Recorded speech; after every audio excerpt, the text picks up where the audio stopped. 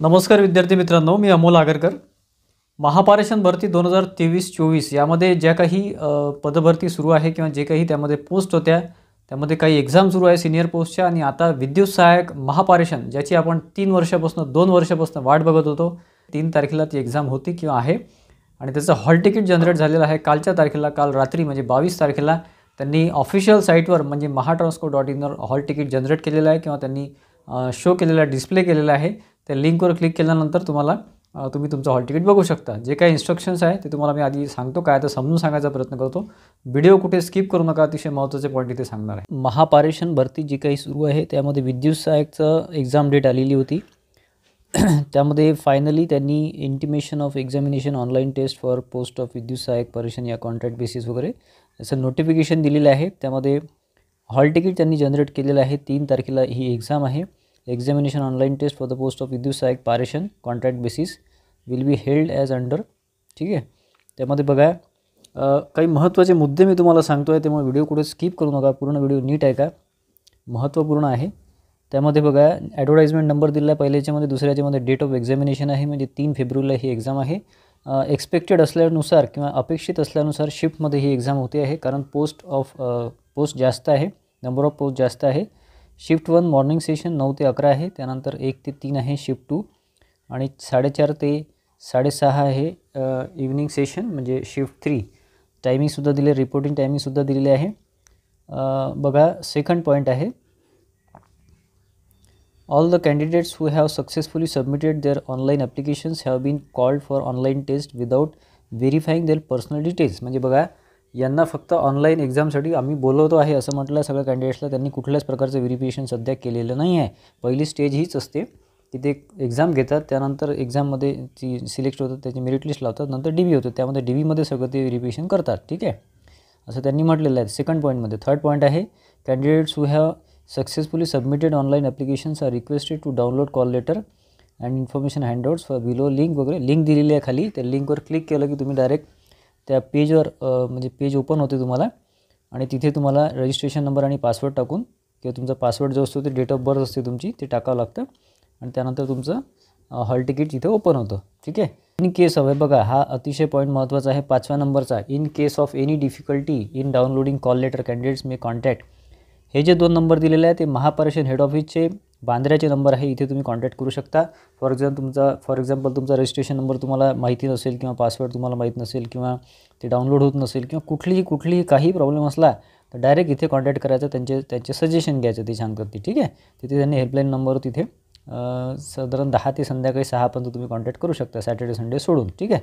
6वा number बघा, हा सुद्धा अतिशय महत्त्वाचा पॉईंट आहे. Candidates are inform to bring hard copy print out of call letter. Call letter म्हणजे हे जे कॉल लेटर आहे तुम्ही आता डाउनलोड कराल त्याची हार्ड कॉपी किंवा प्रिंटआउट तुम्हाला लागेल, along with current valid photo identity proof.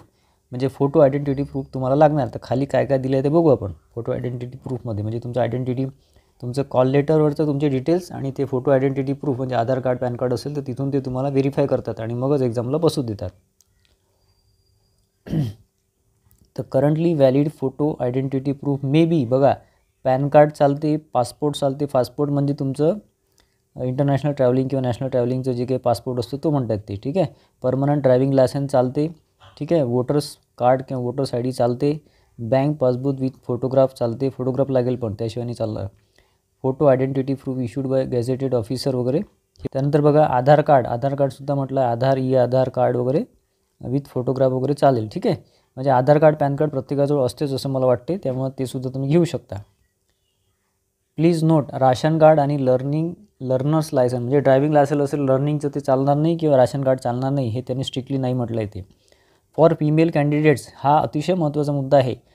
बघा लक्ष द्या, female candidates their names as appearing on the call letter provided by them during the process of registration should be exactly match. म्हणजे बघा आता तुम्हाला मी शॉर्टमध्ये सांगतो की तुमचं जे काही हॉल तिकीट आहे त्यावरचं तुमचं नाव, तुमचा फोटो हा तुमच्या ID प्रूफसोबत मॅच झाला पाहिजे. जर तुमचं मॅच नसेल किंवा तुमचं आफ्टर मॅरेज तुमचं सरनेम वगैरे चेंज झालं असेल किंवा तुमचं काही नावात बदल असेल, काही बदल असेल, तर तुम्हाला त्यांनी बघा काय काय सांगितलं आहे female candidates who have change there name, middle name और लास्ट नेम किंवा आडनाव वगैरे. Post marriage will be allowed only if the produce original gazetted notification. ठीक आहे, ओरिजिनल मॅरेज सर्टिफिकेट तुम्हाला लागणार आहे, ते आवश्यक आहे. त्याच्या आधी तुम्ही काढून घ्या किंवा नसेल तर किंवा जे काय ते बघा. Affidavit in original on stamp paper. बघा, तुमच्याकडे मॅरेज सर्टिफिकेट असणं आवश्यक आहे की बा तुमचं असं नाव चेंज झालं लग्नानंतर, किंवा नसेल तर ॲफिडेविट करायचं, तहसीलमध्ये जायचं, सेतूमध्ये जायचं, तिथे ॲफिडेविट करायचं. तिथे ॲफिडेविटवर लिहायचं की बा असं माझं नाव चेंज झालं आहे, काय लग्नाची पत्रिका असेल किंवा तुमच्याकडे जे काय असेल ते तिथे अटॅच करून द्यायचं, किंवा नसेल तरी फक्त ॲफिडेविट केलं तरी चालते. स्टॅम्प पेपर 100चा घ्यायचा, त्याच्यावरती करायचं. ठीक आहे.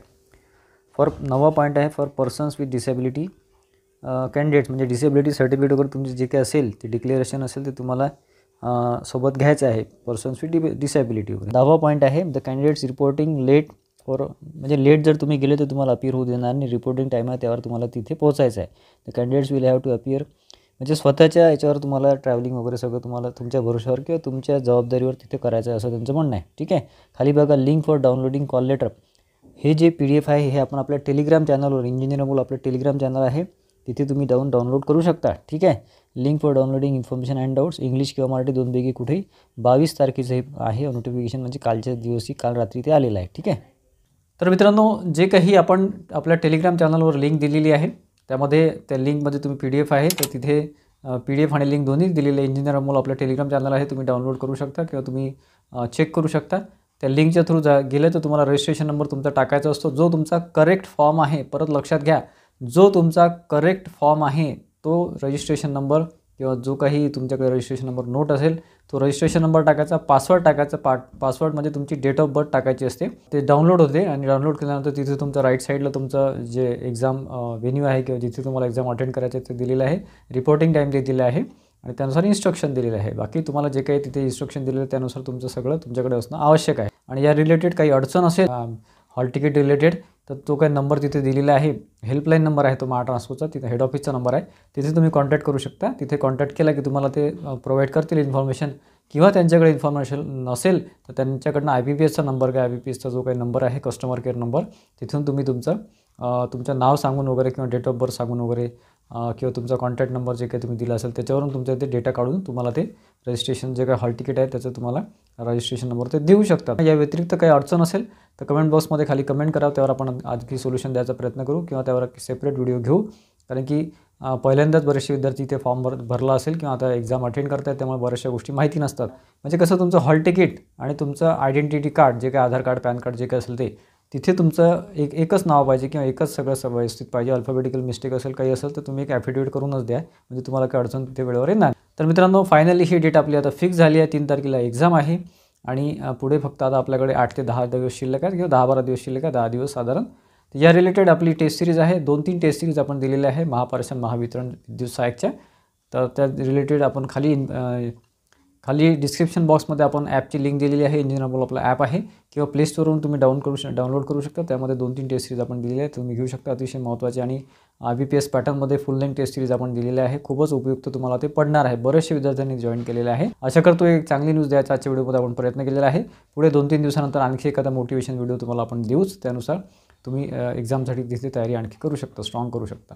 आजचा व्हिडिओ आवडला असेल तर व्हिडिओला लाईक करा आणि जास्तीत जास्त विद्यार्थ्यांमध्ये शेअर करा, जेणेकरून त्यांनासुद्धा ही महत्त्वाची माहिती मिळेल. आणि आपल्या चॅनलला सबस्क्राईब केलं नसेल इंजिनियर अमोल यूट्यूब चॅनलला तर सबस्क्राईब करा आणि बेल आयकॉनसुद्धा क्लिक करा.